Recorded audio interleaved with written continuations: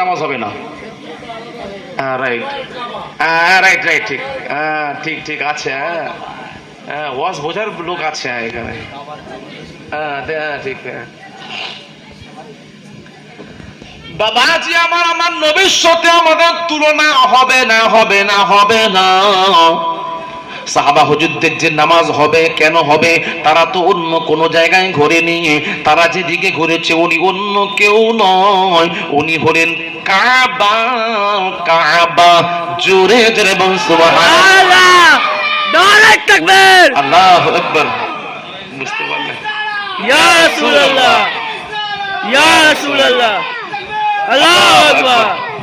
বুঝতে পারলেন? আমার নবীর দিকে ঘুরেছে, অন্য কোন কারোর দিকে নয়।